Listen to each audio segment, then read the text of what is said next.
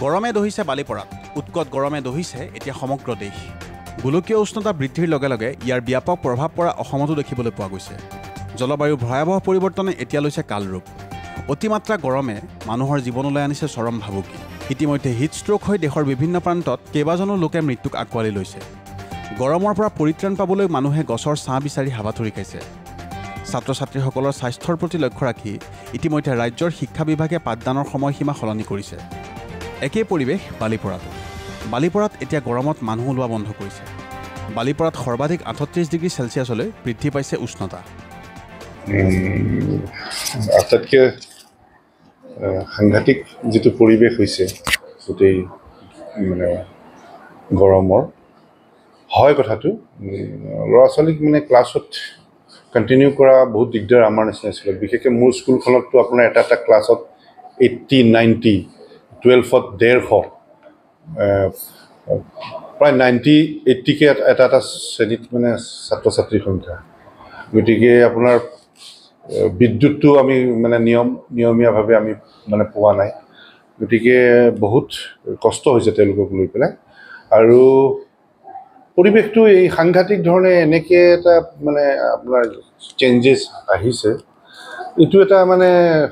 আমাৰ কাৰণে বিৰাট প্ৰত্যাহ্বান হৈছে মই দেখিছোঁ আৰু পৰিৱেশ সংক্ৰান্তত বিভিন্ন ধৰণৰ কাৰ্যসূচী বা বিভিন্ন NGOবিলাকে হওক বা চৰকাৰী পক্ষৰ পৰাও হওক বা ব্যক্তিগতভাৱে সচেতনতাৰেও বহুতেই এই কাম কাজবিলাক কৰি আছে কিন্তু আমি মানে ছাকচেছ হোৱা নাই সেইটো এটা বৰ ডাঙৰ মানে কথা গতিকে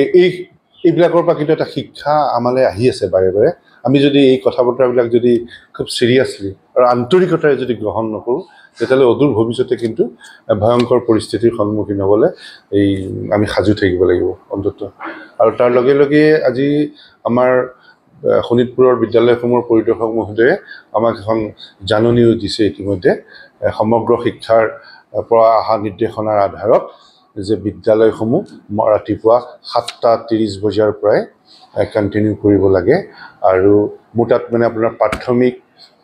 মানে যিটো নিম্ন প্ৰাথমিক আৰু মাধ্যমিক তিনিটাও আছে একেবাৰে 1ৰ পৰা গতিকে 7:30ৰ পৰা এটা মানে প্ৰাথমিক পৰ্যায়টো মোৰ মানে আপোনালোকে সিহঁতে 12টাত তাৰপিছত আপোনাৰ 12:30টাত এটা আৰু এটা শেষৰটো 9, 10, 11, 12 আপোনাৰ প্ৰায় 1টা বজাত বিদ্যালয়ত সিমান সময়লৈকে ৰখাৰ কাৰণে নিৰ্দেশ দিছে আৰু সেইমতে মই মানে অভিভাৱকৰলৈকে গোটেই কথাখিনি জনাই দিছোঁ ছাত্ৰ ছাত্ৰীকো কৈছোঁ আৰু আমাৰ শিক্ষকসকলকো সাজু হ'বলৈ কৈছোঁ যে আৰু পৰিৱেশৰ লগত খাপ খাই নিউজ ডেস্ক ৰিপৰ্ট মহাজাতিন্দু 24 লাইভ বৰ্ণ টু ফিট বিভিন্ন মানসিক প্ৰত্যাহ্বানৰ মুখামুখি হ'বলৈ অনুপ্ৰাণিত কৰিব পৰা এখন বিশেষ গ্ৰন্থ আপোনাৰ আৰু আপোনাৰ শিশুটিৰ শাৰীৰিক আৰু মানসিক প্ৰত্যাহ্বানৰ শক্তিশালীভাৱে মুখামুখি হ'বলৈ আজিয়ে ক্ৰয় কৰক বৰ্ণ টু ফিট এমাজনতো উপলব্ধ